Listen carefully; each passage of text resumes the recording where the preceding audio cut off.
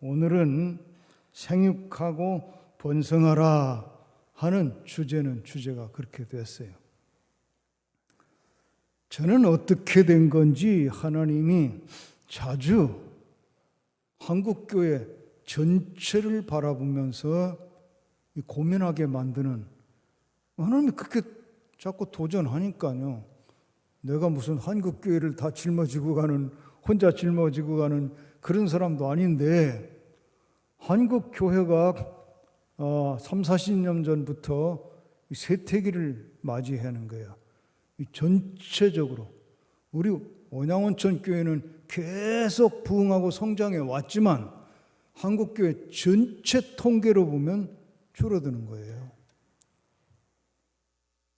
그래서 이 교회가 어떻게 다시 부흥하고 성장해야 되나, 이런 고민을 하면서 탐구하게 하나님 만드시고 도전하시고 그래오는 중에, 그 중에 이제 교회 성장의 원리가 뭐냐, 이거를 놓고 탐구하고 기도하고 하는 중에 하나님께서 이 말씀을 제게 아주 특별한, 내게 꼭 하시는 말씀처럼 이게 들려왔어요. 그 중에 뭐냐면, 오늘 본문 말씀은 하나님께서 사람을 창조하시고 이 사람에게 최초로 축복을 선언하신 말씀이 이거야.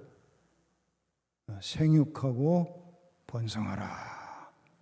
그 뒤는 제가 다루지 않겠습니다. 오늘 다 본격적인 설교하는 게 아니니까. 생육하고 번성하라. 이게 하나님이 인간에게 내리신 최초의 축복의 말씀입니다. 그러면 이건 그때 큰 지구에 아담과 하와를 만드셨으니까, 이 최초의 인간을 만드셨으니까 이 지구가 텅 비어 있잖아. 지구가 텅 비어 있으니까 막 생육하고 번성해서 지구 가득 채우라, 이렇게 말씀하신 걸로만 생각을 했어요. 그런데 오늘날에도 이 말씀은 축복의 말씀이다, 그렇게 깨닫게 하시는 거예요. 그래서 우선 육신적으로 지금까지 이 지구상에 아담과 하와로 시작됐는데, 지구상에 지금 70억이 넘는 사람들이 생육하고 번성해서 이렇게 충만하게 살고 있어요.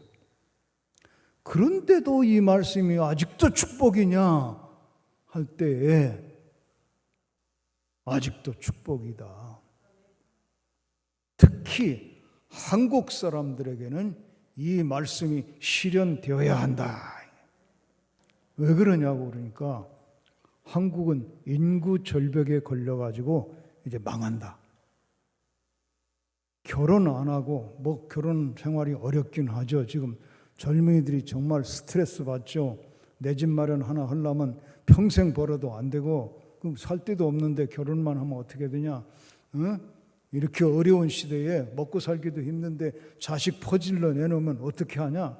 이래가지고 결혼도 못하고, 결혼해도 아기 낳지 말자 하고, 이러다 보니까요, 이게 자기는 자기 중심으로 생각할 때 그렇게 하면 그나마 이 지구상에서 내가 편하게 살다 갈 거 아니냐, 이렇게 생각하는지 모르지만 그렇게 한국 사회가 망합니다. 지금 한국의 인구 성장이 이제는 마이너스로 돌아섰습니다. 심각합니다.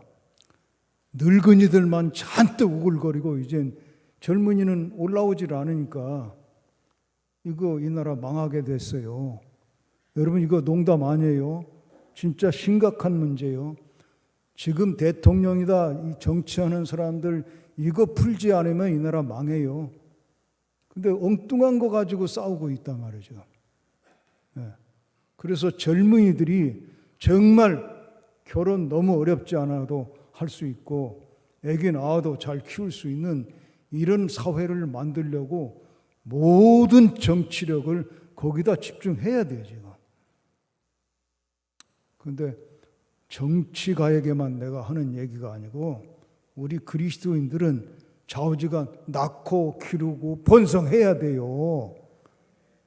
오늘 2부 예배 끝나고 목사님 방에 내가 앉아 있는데 결혼할 예정에 있는 이 예비 부부가 와서 목사님하고 상담하고 기도받고 가는 것 같더라고요. 그 잘하는 거요. 좌우지간 결혼해요. 싱글로 살아갈 생각은 하지 마. 싱글로 살아가려고 하면 내가 좀 과장해서 강조할 테니까 알아들어요. 그냥 싱글로 살아가는 건 하나님 뜻이 아니요. 생육하고 번성하라고 그랬어. 어떡할 거야? 순종해야지. 그런데요, 아기 낳고 결혼 생활이 어려울 때도 있고 아기 낳고 힘들 때도 있어요. 근데 놀라운 것은 힘든 만큼 기쁨도 있어요. 힘든 만큼 그 분량 이상으로 기쁨과 행복감이 있어요. 그게 하나님의 섭리예요. 그러니까 육신적으로 생각해도 낳고 기르고 번성해야 돼요. 목사님, 이 교회 신자들은 다 빨리빨리 결혼하고 하여튼 어려워도 결혼하고 어려워도 애기 많이 낳으라고. 하나 낳고 끝나는 거 안 돼. 둘 낳고 끝내는 것도 안 돼. 한 타스로 낳아야 돼. 그게 애국자야. 지금은 그렇게 되어 있어요. 그런데 오늘은 사실은 주제가 그거 얘기하려는 게 아니고 하나님이 내 마음에 깨닫게 하는 게 영적으로도 생육하고 번성하라. 이 말씀이 이루어지게 하는 게 교회 성장이다. 그렇게 깨닫게 하시더라고요. 여러분, 그래서 개인적으로는 다 그렇게 지금 마음을 다짐하세요. 나 때문에 또 하나의 생명이 태어나야 된다. 뭐 쉽게 말하면 전도하는 거죠. 전도하는 건데 전도란 말을 쓰든 안 쓰든 나 때문에 또 하나의 생명이 태어나야 돼요. 영적 생명이 태어나야 되고 또 내가 돌봐서 잘 길러내야 돼요. 개인적으로도 그렇게 마음을 드셔야 되고 특히 우리 온양온천 교회는 이 소그룹이 잘 살아서 움직이고 있는 것 같더란 말입니다. 근데 이 소그룹이 또 생명을 낳고 길러내는 소그룹이 돼야 돼요. 우리끼리만 좋아하고 끝나는 게 아니에요. 우리가 영적인 생명을 받았으면 생명을 또 낳아야 돼. 낳고 버리는 게 아니라 낳았으면 또 길러야 돼. 그래서 번영해야 된다. 그래서 제가 이제 이 교회 성장의 원리가 낳고 기르고 번성하는 거, 여기에 그 본질적인 성장의 원리가 있다는 걸 깨닫고 이제 만들어낸 그 캐치워드 또 시스템이 뭐냐면 3대 비전이야. 3대 비전. 3대 비전이 뭐냐면 세 가지 큰 비전이란 뜻이 아니고 할아버지, 아버지, 손주 3대 비전이야.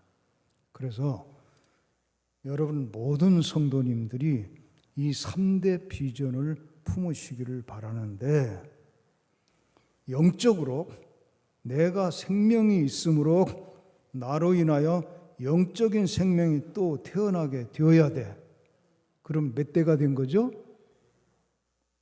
내가 있고 나 때문에 한 생명이 태어났다면 2대가 된 거예요. 여기서 끝나면 안 돼요. 그 아들 또는 딸, 영적으로도 아들 또는 딸이 된 그 사람이 또 낳고 길러야 돼요. 거기까지가 내가 할 일이야. 손주까지는 봐야 된다는 거. 그런데 손주까지 보게 되면요, 손주까지를 모든 사람이 다 보게 되면 대가 끊기지 않고 계속 번져나가요. 그래서 이 영적 생명도 그렇게 번져 나가야 이 세상을 다 구원할 수가 있어요. 우리가 교회 성장이 더하기 식으로 이렇게 그저 몇 사람 신자 1년에 몇 사람 늘어난 이 정도 가지고는 이 세상에 70억 인구를 다 복음화할 수가 없어요. 그런데 모든 신자가 한 생명을 낳고 길렀는데 그 사람이 또 생명을 낳아. 이런 식으로 전도가 이어져 나가면 이제 복음화가 가능한 거예요. 그래서 이게 여러분은 이 원리가 어떻게 지금 이해가 되는지 다 몰라요. 내가 지금 이 짧은 시간에 이거 다 설명을 못하니까 일단은 과제로 품고 기도해 보세요. 하나님이 깨닫게 하실 거예요. 다 같이 한번 복창해 보실래요? 영적으로도 3대를 봐야 되겠다. 일단 그렇게 해두고요. 그래서 이 원리를 이 후배 목사들에게 가르치기 시작했어요. 가르쳐가지고 모든 신자들이 3대 비전을 품고 그걸 이루기 위해서 기도하고 헌신해서 3대를 다 보게 되면은 이건 엄청난 부흥이 된다. 그렇게 되면 이게 이제 기하급수적 성장이에요. 한 명이 2명이 돼요. 그러면 그 다음에는 2명이 3명 되는 게 아니라 4명이 돼요. 왜냐하면 얘만 낳는 게 아니라 얘도 낳고 또 꼭 그들이 낳은 자들이 또 낳고 하니까 그렇게 그걸 이제 기하급수적 또 곱하기식 성장이라고 하거든요. 그렇게 교회가 성장을 하게 돼요. 자, 이 정도 얘기해놓고 간증합니다. 이제 제가 2013년도에 모든 공직을 내려놓고 은퇴를 했습니다. 그런데 은퇴를 하자마자 그 다음 해에 태국의 선교사님 한 분이 좀 오셔서 태국 목사님들 좀 교회 성장의 원리를 가르쳐 달라고 그래요. 그래서 교회 성장의 원리를 제가 깨달은 대로 정리한 게 이제 3가지 원리거든요. 하나는 코이노니아 원리라고 했어요. 코이노니아는 뭐냐면 사람은 혼자 사는 존재가 아니고 더불어 살게 되어 있고 교회도 신앙생활 혼자 하는 게 아니라 함께 하게 되어 있어요. 서로 사랑으로 한 몸된 게 교회라고 하잖아요. 그래서 정말 사랑과 신뢰와 성령으로 영적으로 하나 된 공동체가 교회예요. 그리고 이렇게 서로 하나 된 커뮤니케이션, 소통과 또 나눔과 그리고 사랑과 신뢰 속에 살아갈 때 사람이 행복해요. 여러분, 이 교회가 소그룹이 잘 지금 운영되고 있기 때문에 소그룹에서 행복하지요. 왜 소그룹이 행복하냐면 거기서 서로 만나요. 서로 소통해요. 그리고 서로 사랑해요. 그리고 우리들의 사랑 가운데 하나님이 내려오셔서 함께 하는 것을 경험해요. 그게 완전한 교회예요. 그래서 행복한 거예요. 그래서 이 코이노니아 원리를 살려야만 교회가 행복해지고 행복해야만 사람들이 전도의 에너지가 솟아오르고 그래서 부흥하게 된다. 이런 원리를 가르쳐요. 그런데 이 교회는 그게 잘 되고 있어야죠. 그리고 2번째 원리가 2부 예배 때 일부 좀 나눴는데 미션의 원리, 사명의 원리. 사람이 사명을 깨닫고 살아가면 에너지가 갑절로 나와요. 사명을 모를 때 뭔 일을 하려면 이 힘이 안 나고 능력 없어서 못한다고 빼게 돼요. 근데 사명을 깨달으면 내 능력이 있거나 없거나 그걸 이루고자 하는 에너지가 솟아나와. 그리고 거기에 하나님이 또 함께 하셔서 엄청난 기적의 역사가 일어나요. 그래서 우리 그리스도인들은 한 사람 빠짐없이 다 하나님 앞에 사명을 깨닫고 사명에 살아가는 인생이 돼야 돼요. 그러면 사명에 살려고 하면 힘든 것도 많아요. 뭐 어려운 것도 많이 해야 되니까. 그런데 놀라운 것은 사명감을 느끼면서 하는 일은 힘이 들어도 기쁘다는 거예요. 힘이 들어도 에너지가 솟아난다는 거야. 그리고 이제 세 번째가 이게 생육하고 번성하는 원리로 가야 된다. 이런 거였는데, 이 태국에서 그렇게 내가 은퇴하자마자 목사님들에게 이 세 가지 원리를 자기가 책을 읽어본 선교사님, 내 책을 읽어본 선교사님, 그걸 와서 여기 가르쳐 달라는 거야, 제발. 그래서 제가 또 약속을 하고 갔어요. 이 방콕에서 갔더니 목사님들이 많이 모이지는 않고 소규모로 모였어요. 그 선교사님이 자기가 직접 지도했던 목사님들만 불러 모은 거야. 한 20여 명 이렇게 모여서. 그래서 그 코이노니아 원리를 강의를 하고, 미션의 원리를 강의를 하고, 이 멀티플리케이션, 그래서 이 증식의 원리, 배가의 원리를 가르쳐주고 그렇게 했는데, 제가 지금까지 목사님들에게 강의하는 일을 평생 해왔는데 한 번 강의해가지고 다 알아듣고 이거를 실행할 수 있는 목사님은 거의 없어요. 그래서 그런지 그 태국에서 이 교회 성장 원리 세 가지를 가르쳤더니 그 중에 유타용이라고 하는 우리 이름하고 비슷한데 태국 분야예요. 태국 유타용이라고 하는 목사님이 이 코이노니아 원리, 더불어 사는 원리, 함께 기도하는 원리, 사랑의 중보기도의 원리, 이런 걸 아주 감격스럽게 깨닫더니 이제 자기 교회에 돌아가서 이거를 살리기 위해 가지고 없던 소그룹을 만들었어요. 우리는 최소한도 구역 예배가 오래전부터 있어 가지고 소그룹이 잘 되느냐 못 되느냐 상관없이 소그룹이 웬만한 교회에 다 있어요.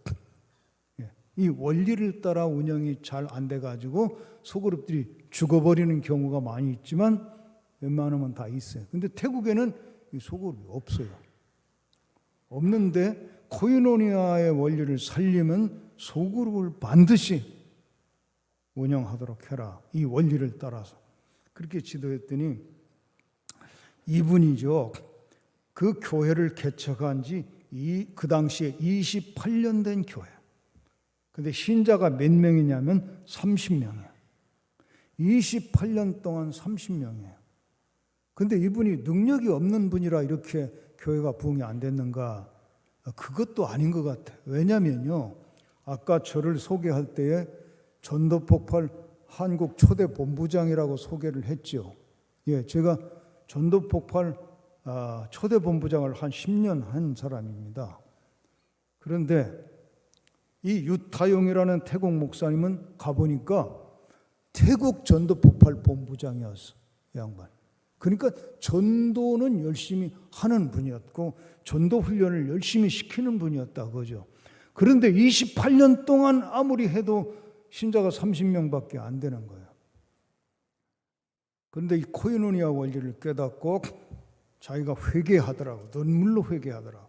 그러더니 돌아가서 즉시 자기네 성도를 세 그룹으로 소그룹을 시작을 했어요. 30명인데 30명 100% 참석을 안 하니까 하여튼 세 그룹이 됐어. 세 그룹으로 소그룹을 지도하면서 더불어 기도하는 원리, 서로 사랑하는 원리, 이런 것들을 배운 대로 자기도 한 멤버로 내려가가지고 목사의 권위 내려놓고 자기도 약점을 고백도 하면서 자기도 안수를 받으면서 신자들한테 이렇게 한 형제로 가가지고 이 소그룹을 살리기 시작했어요. 살렸더니요, 놀라운 역사가, 하나님의 응답의 역사가 일어나는 거예요. 어떤 역사냐면 1년 안에 그런 경험들이 다 일어났는데 A그룹에서는요, 그 여성 그룹이었는데 여성 그룹에서 이제 나누고 감사한 걸 나누고 이 삶을 나누고 기도 제목을 나누고 또 기도 제목이 나오면 그냥 그 기도 반드시 이루어지게 해달라고 합심해서 또 막 기도하고 사랑의 중보기도를 하는데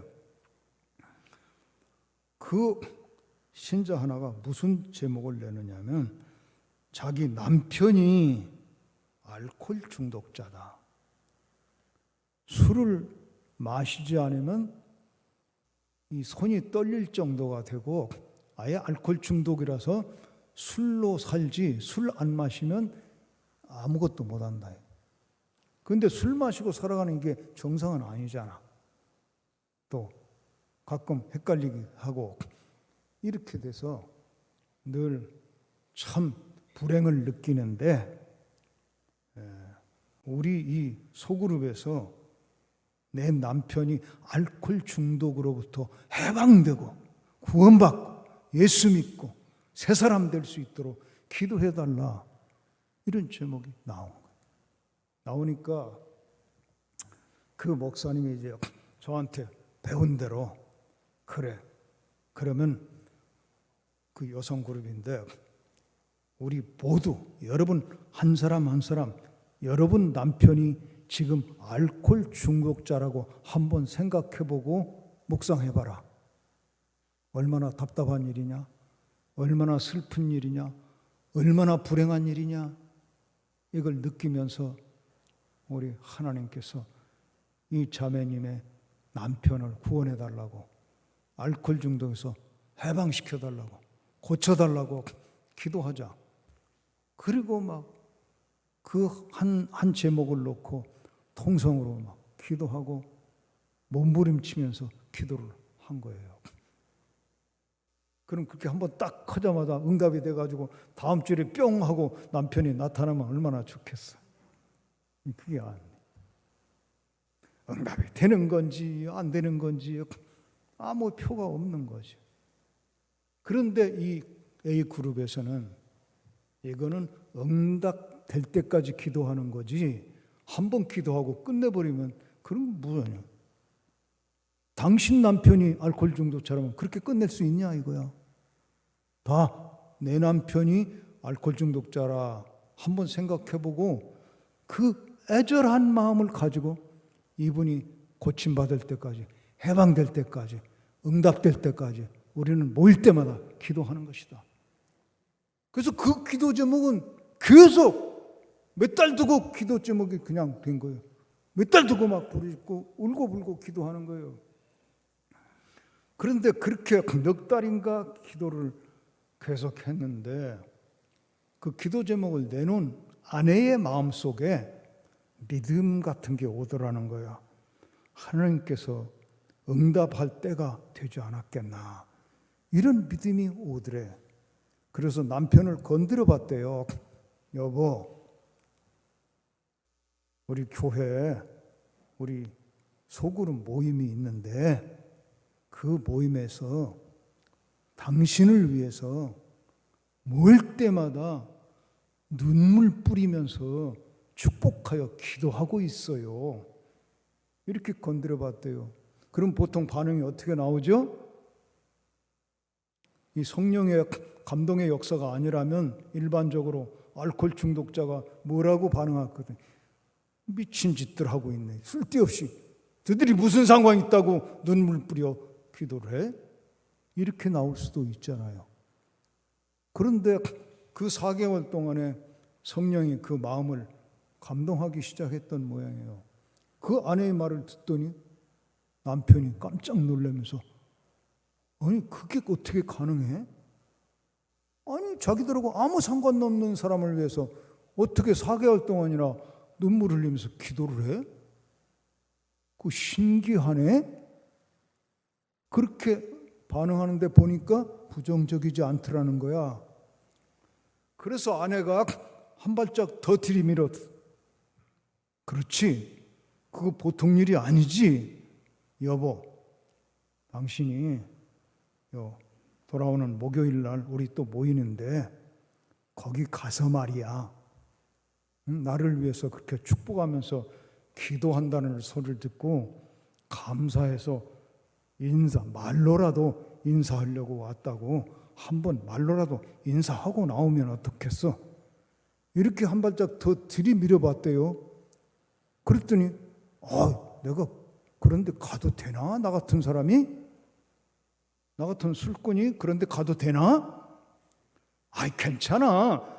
감사하다고 인사하러 온 건데 무슨 상관이 있어? 교회도 아니야. 그냥 집에서 보이는 거야. 그래? 그럼 당신 갈 때 나 데리고 가봐. 좋았어요. 같이 와가지고 고맙다고 인사하는 거예요. 그런데 여러분, 그를 위해서 눈물 뿌려 기도하던 사람들이 그 본인이 지금 자기들 앞에 나타나 있는데 그냥 감사 인사 받고 그냥 보냈을 것 같아요? 아니겠지. 이렇게 감사 인사하는 사람 처음 봤다고 또 환영을 하면서 리액션을 막 호들갑스럽게 하면서 그럼 오늘 현장에 오셨는데 우리 아무개 선생님을 이름은 이제 알고 있으니까 계속 기도해 왔으니까 아무개 선생님을 위해서 다 같이 모여 들어가지고 우리 축복하면서 기도하자고.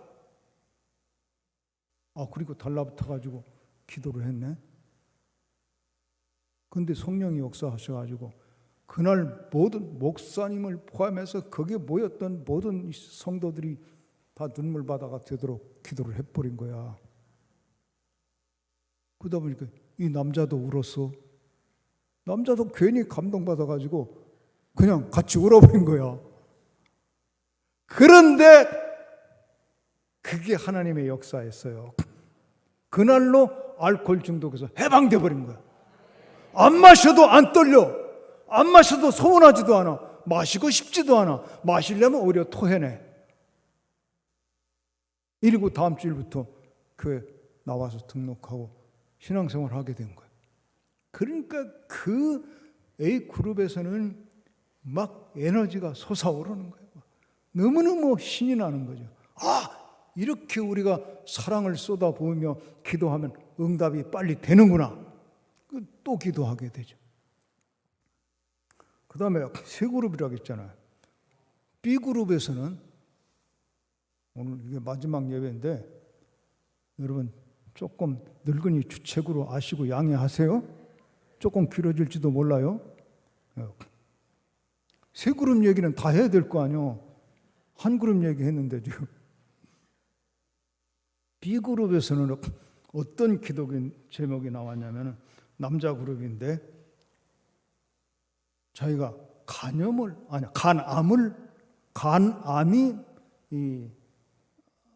판정을 받았다는 거야. 병원에서 뭐 좀 안 좋아가지고 몸이 자꾸 마르고 이상해서 검사해 보니까 간암이라는 거야. 그러니까 이 간암을 치료받도록 하나님께 기도해 달라고 내놓은 거야.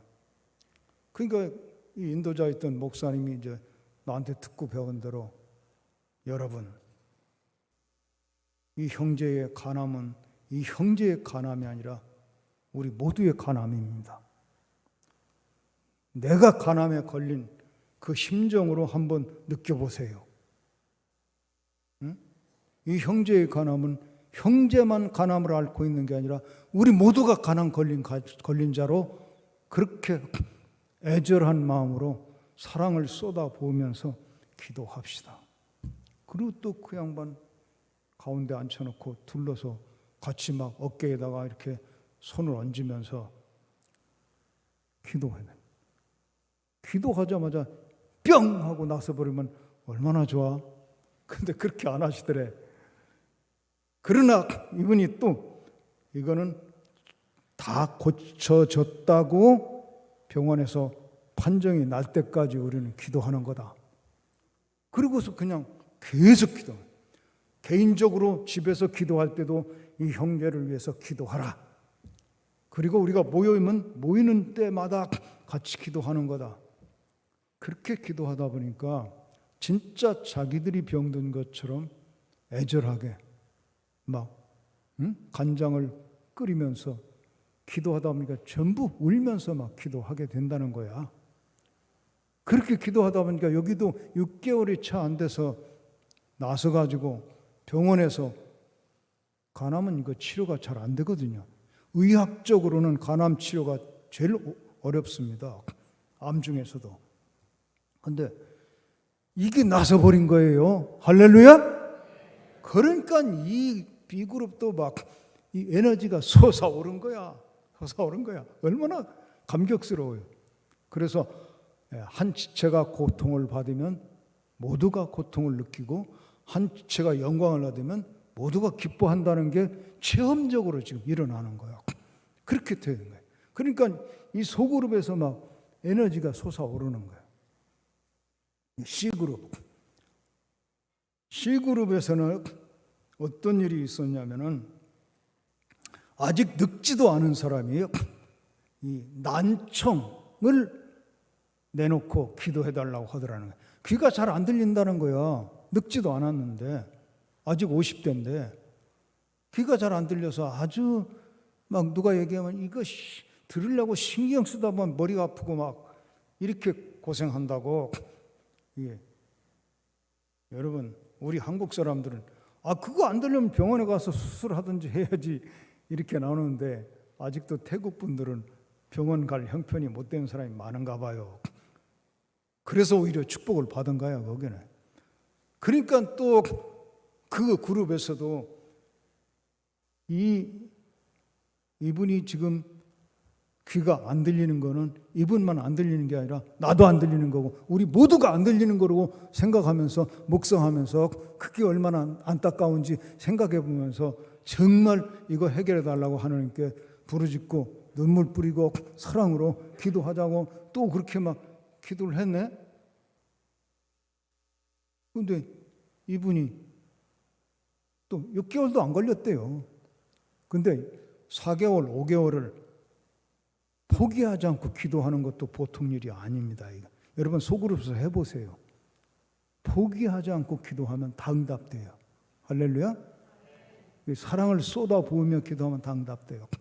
그러니까 이분이 그렇게 지도해가지고 이 난청 환자가 나서버렸어요. 잘 들려요. 보청기 안 끼고도 다 알아듣는 거예요. 이제 할렐루야. 저도 그 교회 가야 되는데 저 보청기 끼고 왔어요. 지금 늙어가지고 이거 안 들려요. 아마 그 교회 신자였으면 지금 이 보청기 안 껴도 들을지도 모르지. 그러니까 이 교회가 막 일어나는 거예요. 일어나는데 이제 제가 미션 원리 가르치고 나서 이 미션을 실행할 때 교회가 그리스도인의 제1차적으로 행하는 미션은 전도다 이거거든요. 그리고 소그룹 전도법까지 제가 다 가르쳐줘요. 소그룹에서 어떻게 하면 전도가 효과적으로 이루어지는지 이걸 다 가르쳤단 말이야. 그러니까 목사님이 그것도 또 이제 소그룹에서 가르쳐가지고 이 막 살아서 움직이는 에너지를 이제 전도하는 대로 썼다고. 소그룹 전도를 했단 말이에요. 전도 폭발은요 개인적으로 전도하는 거고 2사람씩 데리고 나가서 개인 전도 훈련을 시키는 거예요. 근데 저도 전도팔 본부장 해가지고 그게 내 몸에 익숙해요. 근데 그거 한 가지만 가지고 전도하는 게 아니에요. 그 후로 제가 이 소그룹 전도를 개발해가지고 이 소그룹 전도를 목사님들께 가르쳤더니 굉장히 효과를 봤어요. 거기 태국에서도 가르쳤더니 이제 그 목사님도 전도 폭발 이게 몸에 배 있지만 이건 그것대로 하고 개인 전도할 때 쓰고 이 소그룹 전도를 또 훈련해가지고 했어요. 그러니까 늘어나는 거예요. 신자가 자꾸 늘어나는 거예요. 그러면서 그분이 해마다 나를 초청해가지고 그 세미나 한 번 더 해달라고 다른 목사님들 모아놓고 또 해달라고 이래가지고 여러 번 갔는데 3번째 갔을 때 그 목사님이 나한테 고민을 얘기하는 거예요. 무슨 고민이냐? 목사님, 우리 교회 지금 신자가 막 늘어나요. 막 전도하라고 야단 안 쳐도 막 가서 막 데리고 오고 막 늘어나고 또 소그룹 전도 가르쳐준 대로 했더니 거기서도 또 열매를 얻고 그래서 막 늘어나는데 이거 어떻게 해야지 이러는 거야. 어떻게 해야지? 그래서 내가 아니 그거 어떻게 하라는 건 내가 다 가르쳤는데 그 잊어버렸는데 아니 그거 못 알아들었나 봐요. 제가 어려울 거 하나도 없다. 전도해가지고 데려온 그 신자 보고 전도된 새 신자 데리고 셀 개척하게 해라. 진짜 교회 성장은 신자를 늘려가지고 지도자를 훈련시켜가지고 지도자에게 몇 사람씩 맡겨서 속으로 베라 이렇게 하는 거 아니야. 누구라도 전도했으면 그냥 데리고 양육하는 거 둘이 소그룹 시작하는 거예요. 둘이 소그룹 시작해가지고 또 하나 전도하면 진짜 3명이 하는 거, 또 전도가 되면 4명이 하는 거, 5명. 우리 온양교회는 5명 기준이라고 그러죠. 그럼 5명까지 하는 거예요. 하루에 5명이 되는 게 아니고 한 사람, 전도한 사람과 셀이 돼가지고 전도한 사람은 전도된 새신자와 같이 더불어 소그룹을 개척하면 이 전도한 사람은 이미 리더가 되는 거예요. 목자가 돼버리는 거예요. 그냥. 그게 낳고 기르는 원리 그대로 적용하는 거예요. 그렇게 하라고 그랬어요. 이미 강의는 다 해줬는데 그걸 못 알아들었던 거죠. 그 3번째 갔을 때 그렇게 자기 오히려 이거 어떻게 관리해야 되는지 모르겠다고 막 고민하길래 아니 내가 다 가르쳤는데 그건 왜 안 하냐고. 그때 난 못 듣다니 다시 봐. 내가 몇 번이고 강조했는데. 그래서 그렇게 했더니요. 이 양반이 그대로 또 했어. 예. 자기가 전도한 사람 데리고 셀을 개척해서 셀 리더가 되는 거다. 그리고 한 사람씩 더 늘려가라. 이렇게 지도를 했어요. 그랬더니 그 다음 해에 가보니까 이제 만 3년이 지난 거죠. 그 다음에 또 다른 목사 모아놓을 테니까 또 가르쳐달라고 해서 또 갔죠. 갔더니 이렇게 보고를 해요. 우리 교회가 28년 동안 30명이었는데 요 목사님이 가르치는 원리대로 했더니 3년 만에 3개의 소그룹이 16개의 소그룹이 됐습니다. 번식을 했어요. 그렇게 낳고 기르고 번성했어요. 그리고 출석 인원은 90명이 됐습니다. 할렐루야. 28년 동안 30명인데 3년 만에 90명으로 출석 인원이 늘어나고 소그룹은 16개의 소그룹이 만들어졌다. 그리고 그 목사님이 하시는 말씀이에요. 그때 내가 첫 번째 세미나 할 때가 그분이 61세였어. 이제 3년 또 지났으니까 이제 64세가 된 거 아니야. 그렇게 부흥하는 걸 보고서 나한테 하는 말, 목사님 좀 일찍 와서 가르쳐 주시지. 나 이제 곧 은퇴해야 되는데 우리 교회만 지금 부흥하는 게 문제가 아니고 이거 태국 교회 목사들마다 다 이 원리를 가르쳐가지고 우리 교회처럼 다 부흥하게 만들어주고 이 사람은 또 선교 마인드가 우리 정 목사님만큼이나 뜨거운 것 같아. 이거 미얀마에도 가르쳐줘야 되고 캄보디아에도 가르쳐줘야 되고 베트남에도 인접 국가 다 가르쳐줘야 되고 라오스에도 가르쳐줘야 되는데 나 이거 늙었잖아 이제 보니까. 이러고 날 원망해요. 그걸 내가 어떻게 하냐. 하나님이 이제 보내는 걸. 늦었다고 생각할 때가 제일 빠른 거다. 지금부터라도 은퇴하는 날까지 열심히 해봐라. 그랬지. 그랬더니 그분이 태극교회 목사들 지금 막 가르쳐가지고 번져나가요. 번져나가. 할렐루야. 그래서 여러분 오늘 다 못 알아들어도 괜찮으신데 우리 목사님 이미 그렇게 하고 있어 보니까 그러니까 3대 비전을 품으시오. 개인적으로도 3대 내가 소그룹을 하나 개척해가지고 또 나 때문에 이 멤버가 된 사람들이 또 개척하는 데까지만 여러분이 코치를 하라고. 그러면 대가 끊기지 않고 이어가. 그래서 천하 만민을 다 우리 교회가 품어버려. 할렐루야. 그렇게 되기를 축원합니다.